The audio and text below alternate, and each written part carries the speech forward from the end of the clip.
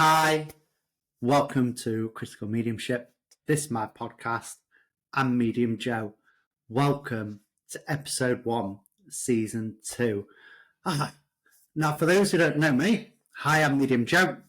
Been a psychic medium for well over 2 decades now. I've had the absolute privilege to work with some of the leading authorities in the world on this work. I'm absolutely passionate about the mechanics behind this work, the evidence base for it, and really reframing it away from some of the farcical and fantasy aspects that you tend to see in the mainstream public, and really putting a lens and an eye on what mediumship should be, and certainly what it should be for me. So lots about the values behind this work. So whether or not you've got a passing interest, you're a developing medium or a seasoned medium, this podcast is absolutely for you. So welcome along. I hope you're all right. Typical, isn't it? I've got tickly cough as we're going through this, but we persevere and just get on with it, okay? So before we get into it, this is the second season. There's season 1 on Spotify, the audio file only. So this one, we're now doing a video version, which will be uploaded on Spotify and YouTube, and hopefully other platforms as I learn how to do that. I'm still getting used to this new format. I'm still trying to work out how it looks for me and how to use it. Getting old at technology, just don't fully understand it. But if you're interested in this kind of work, go back and check out my original podcast, season 1. So it's on Spotify. What did we talk about? We talk about the benefits of meditation. We spoke about guides and removing a lot of the nonsense that's often associated with that work. We also spoke about electronic voice phenomena and looked at a real in-depth analysis of some of the work that's gone on over the last 4 or 5 decades, not 500 years ago, 5 decades into this work. And there's also a 2-parter about a poltergeist case that I dealt with back in 2021 as well. If you're interested in that, interested in the science behind poltergeist case and investigating it, not necessarily from a mediumistic perspective, but investigating it as a researcher of spontaneous paranormal events occurring, it absolutely will be up your street. So go check it out. It's a little bit scary as well, but it's fascinating.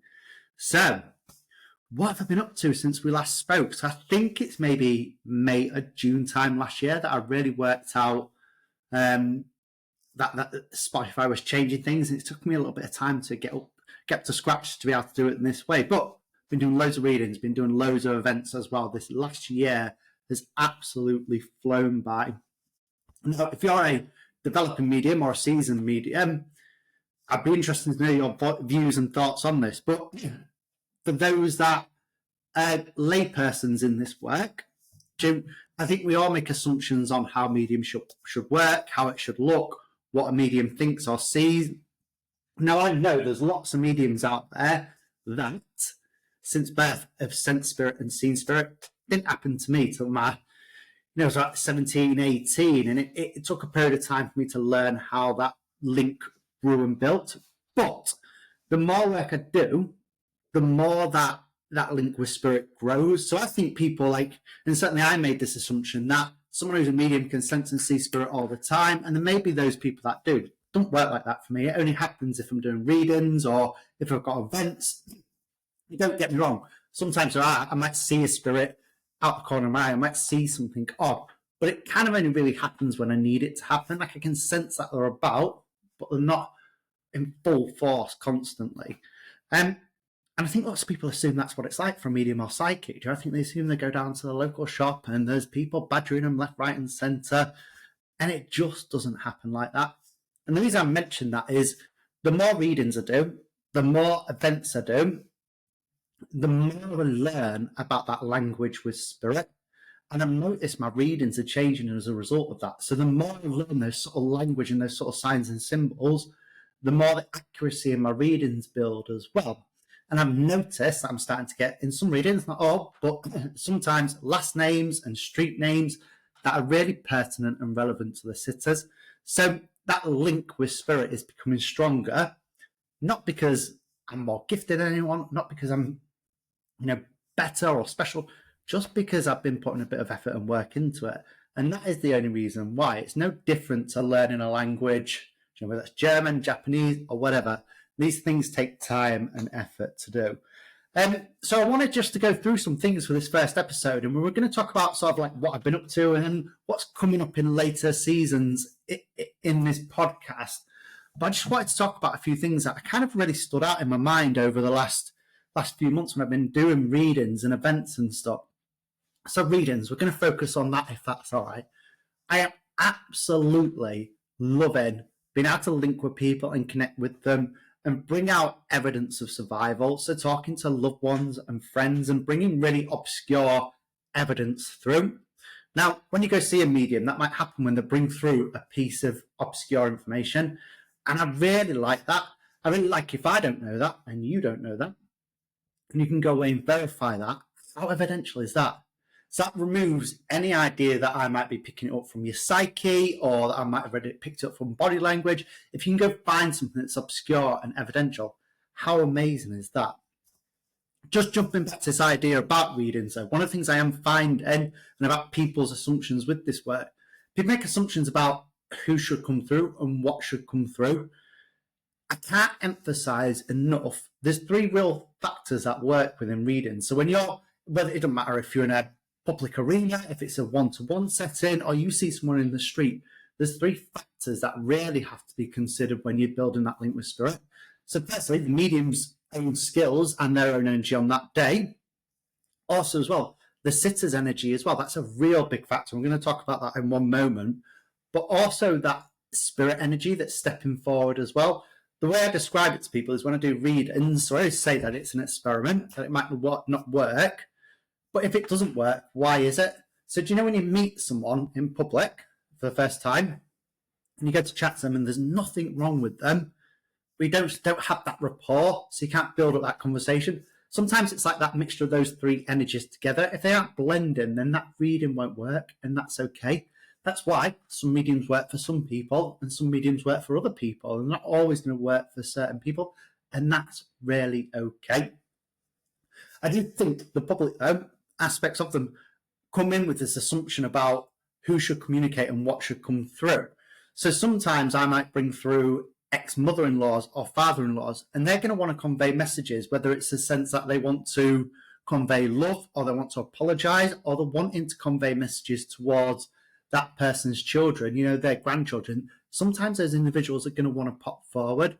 Sometimes I might say to someone, I've got your gran here, and she's telling me this, and they say, I didn't know my gran. And I think so, it doesn't matter. If your gran is chatty and she can talk to me, spirit are going to filter information through her. Why not talk to her? Why talk to Uncle Bob, who never talked to anyone, when I can talk to your gran, who would tell me absolutely everything, and she'll bring through that evidence from other people. So I find that a really, really interesting component in readings, and something that I think people sometimes struggle to understand and recognize. In the skull experiment, which is something that we're going to deep dive into later in this season, when they used to do, so the skull experiment, which probably should explain that to you, is an experiment from the 90s where they were able to demonstrate aspects of survival after death. And they had a number of different phenomena that took place. What they had, one of the things I absolutely love, and we'll talk about this in depth when we go into that episode, is they had scientists come along to the skull experiment. They had a camera reel put in a box, an undeveloped one, and spirits were able to impress images onto this reel of film. So this box would be locked, it'd be held in the scientist's hands. The camera reel would be bought by the scientists as well, and yet the spirit team were still able to impress images onto that. Now you're probably thinking, why does this matter to readings and when someone comes for a reading? One of the things that spirit team spoke about that specific aspect of the experiment was it took quite a number of different spirits to make that work and make that happen. So when you go see a physical medium like myself, you might hear me talking to your gran, but in reality, there's all these other spirits in the background passing on information through to her. And it's the medium's job to sit there, identify that, and recognize where that information might come through, and almost work out that language and navigate where that might fit. And that's the art of this work. That's the art of this work over 20 years. So going back to my original point about mediums and communicating with spirit, it's a complex old business. And you're learning a language. It's a language that you have to learn over time, and it's constantly developing and changing. So really fascinating aspect to working with people. But do you know what? I absolutely love doing readings. They don't always work, and that's okay because those factors there. Sometimes that energy mix isn't there, and that's okay. But sometimes, they're absolutely mind blowing, and I love that. And I love, honestly, there's days with this work where I just sit back and I just think, where the hell did that come from? Just absolutely just mind blowing information. So yeah, it's amazing. So for those developing this work, absolutely keep learning that language, learn to get things wrong, trust the process. I'd be interested to know how it works for seasoned mediums listening to this work, because it's just my experience of it. It's just my experience of learning that language. You imagine in some countries, there's subsets of different dialogues, isn't there? So there might be a general dialogue, but there's subsections of that. I guess it's no different to English, is there? Do you know words that people that might be from Liverpool or Yorkshire might use different lingo and different words to describe certain things? It's the same with mediums and psychics. We're all learning that language, but we're all learning it in a way that is relevant for us so we can understand and interpret that. Yeah. So, need to take a breather. Did have a drink for me, but I noticed it was fizzy and it's fizzing away, and I'm a new little mic which you can't pick up. I was worried about it fizzing away. So we'll move on. So the other thing that I wanted to talk to you about was something really, really quite important. And I wanted to kind of put just a precursor to this, really. And I wanted to talk about grief. Now, when I talk about this, I'm not criticizing anyone. It's more an explanation of what's going on during readings sometimes. And again, it's to help you understand the mechanics behind this work. So, rightly so, a criticism of people that are skeptical of mediumship, they will say that mediums prey on the vulnerable because they are grieving. And sadly, and unfortunately, in some cases, that absolutely is what goes on, and it's horrific. And there are certain social media platforms where you see aspects of that taking shape. But I come across people that are absolutely in massive grief. Now, sometimes someone might come for a reading, not because they're grieving, but because they've got this attitude that they think they should know how it works. And you can see them sat there saying, well, go on then, entertain me. And that blockage and that barrier can have a massive impact on the quality of the reading. But if you imagine when we speak about those different energies, you've got the medium's energy, you've got that spirit energy. If someone comes in and they're in grief, imagine grief is such a heavy, deep, raw, complex. It's not just an emotion, is it? Grief in itself is a huge entity within itself. When someone comes in for a reading and they've got that energy there with them, it can absolutely make it really difficult to build that link with spirit. Now, that's not a criticism of that person. And I don't know if this is the right word to use, but I use this when I describe it to people. It's almost ironic that grief would impact on your ability to link with those when you so desperately need it. But if you go to a reading with a medium and they are struggling to pick up on that person that's gone, it could be that grief aspect. And that's okay. And I just want to validate people that are grieving in those scenarios. And I want to explain why that happens. So that grief is such a difficult emotion to work through that it almost impacts on that ability to build that rapport and build that link. So if you are going to see mediums and you're grieving and that person isn't coming through, that absolutely could be why, but that's not your fault. It means that you're grieving. So I hope that explanation comes through it in the way that it's meant, in a sincere way. And certainly when that happens, certainly for me, when I do readings and they don't work, I don't charge, and I try and be honest with people about that process, because it's about understanding the complexity behind this work and ultimately the mechanics behind this work. And that's what I wanted to do with this podcast. When I talk about these different things, it comes from my own experiences, but it also comes from that knowledge and learning of the literature and history around this work, because it all interweaves. And I don't think there's many platforms out there that really discuss the mechanics behind this work in any great detail. So you might, as a developer medium, might be taught to link with spirit and stuff, but you're not taught the mechanics behind it, or why something isn't working at that stage, or how to build on something else. So it's really important that we convey those messages across to people. The other thing I'd say to you as well, and I can use examples with this, there's families I work with that have lost children, and they may come for a reading, and you can see absolutely how grief-stricken they are and just how raw that grief is.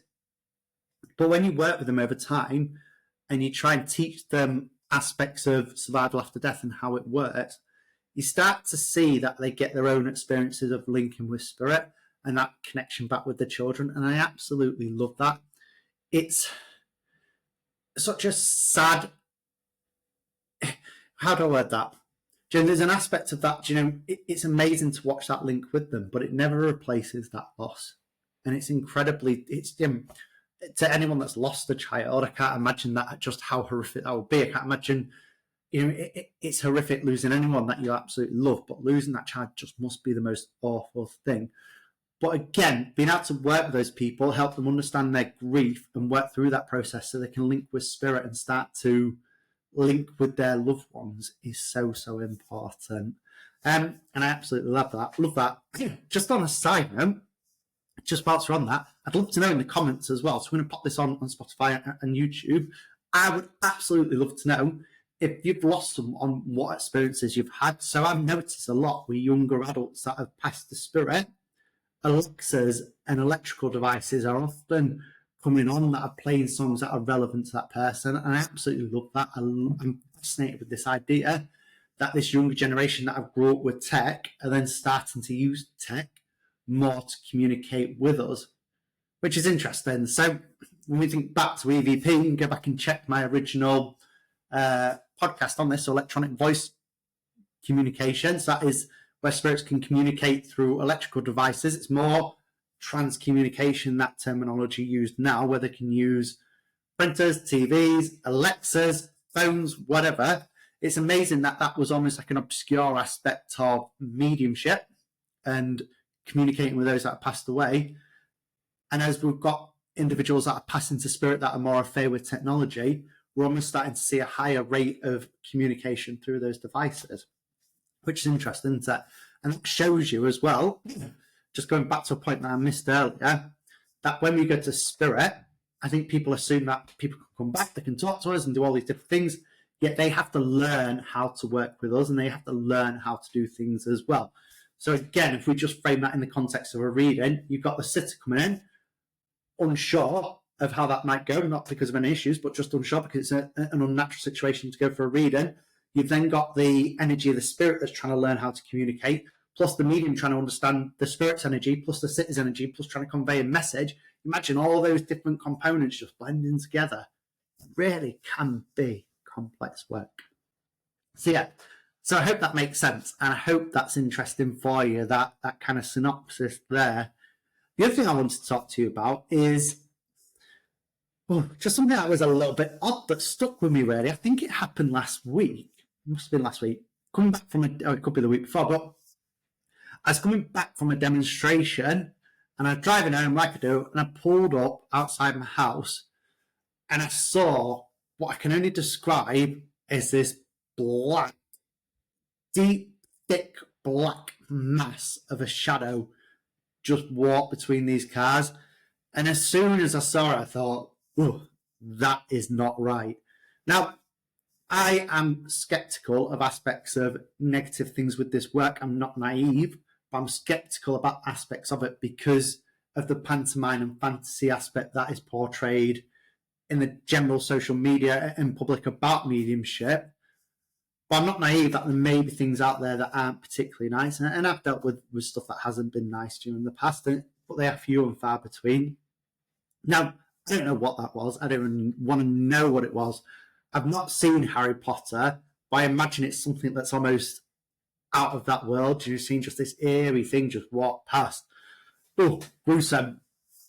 But it's an amazing opportunity for me to talk about protection as well. So in my house, when I sit and do spirit work, I often visualize a white light coming through my body and then encompassing my whole house and my whole grounds.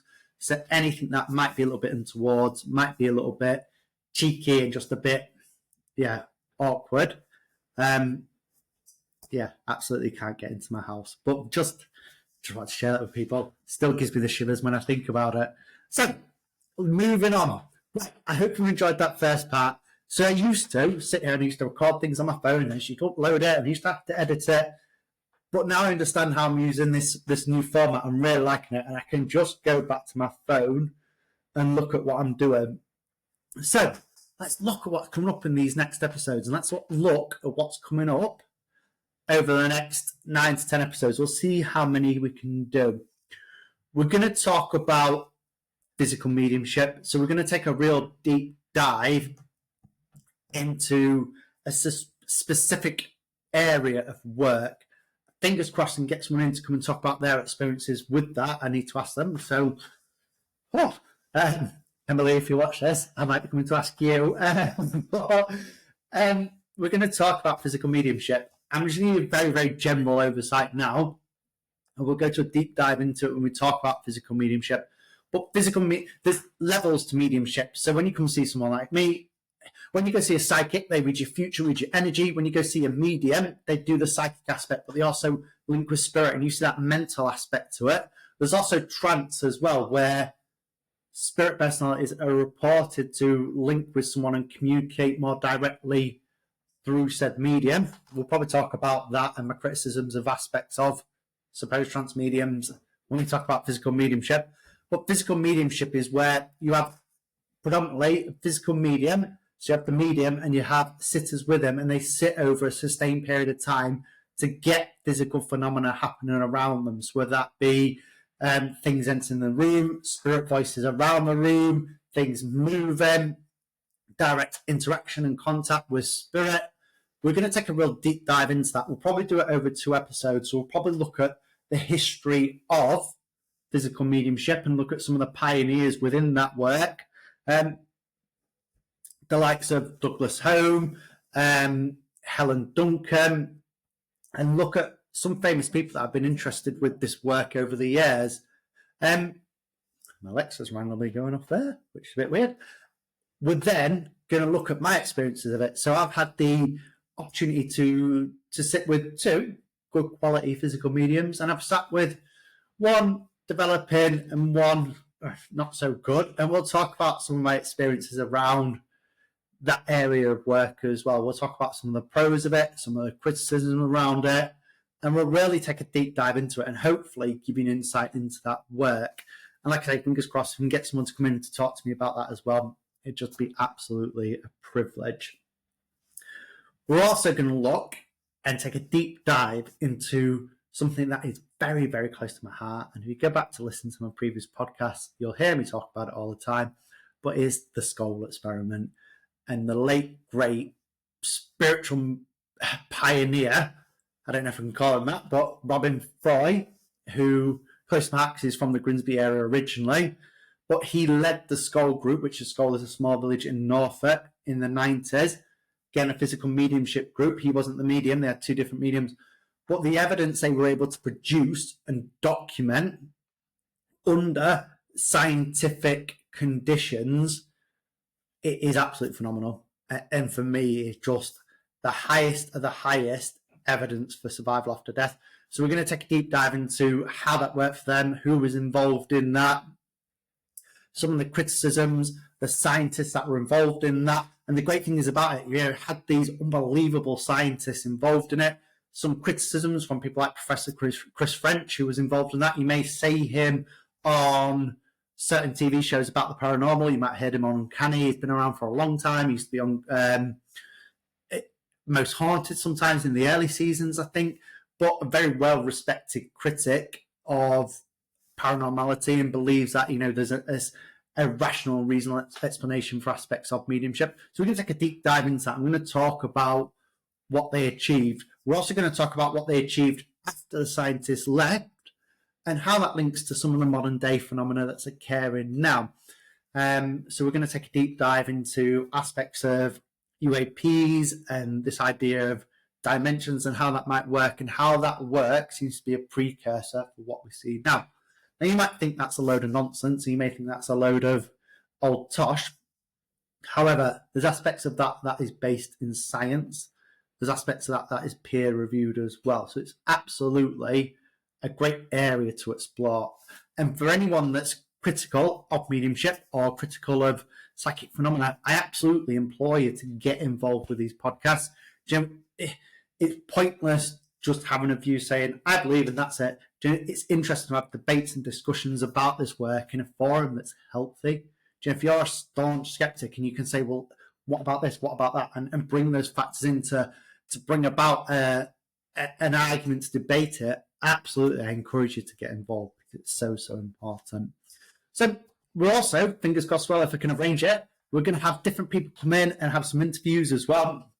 I'm going to get consent to record a reading, and we're going to look into that and look how that works. So we'll do one where we can see how it works really well, and perhaps where one doesn't work, and we can see if we can break that down and just look at the mechanics behind what goes on in a reading as well.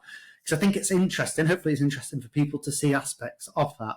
So we've got lots of different ideas and lots of different thoughts about what may happen during these podcasts. And if there's anything you want to know, if there's anything you're interested, any area, please let me know.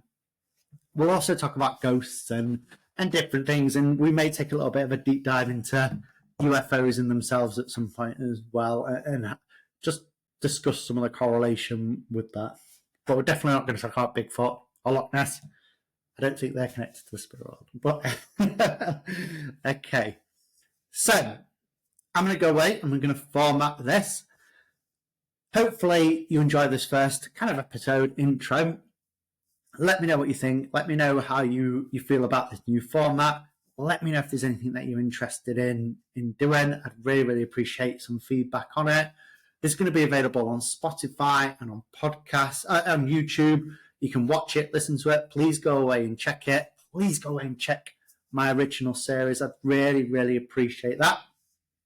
For those who don't know where to find me, I'm on Facebook as Medium Joe. There's a few fake accounts, but you can see my account. It's got all my followers on. I've got Instagram at Medium Joe 1. I'm on TikTok, if it's still here. And I'm on YouTube under Critical Mediumship. Oh, Critical Medium, sorry. So go check it out. I hope you enjoyed this. Thank you for your time. Have an amazing day. And I'll see you next week. We're going to take a deep dive into physical mediumship. God bless. Much love. Medium Joe.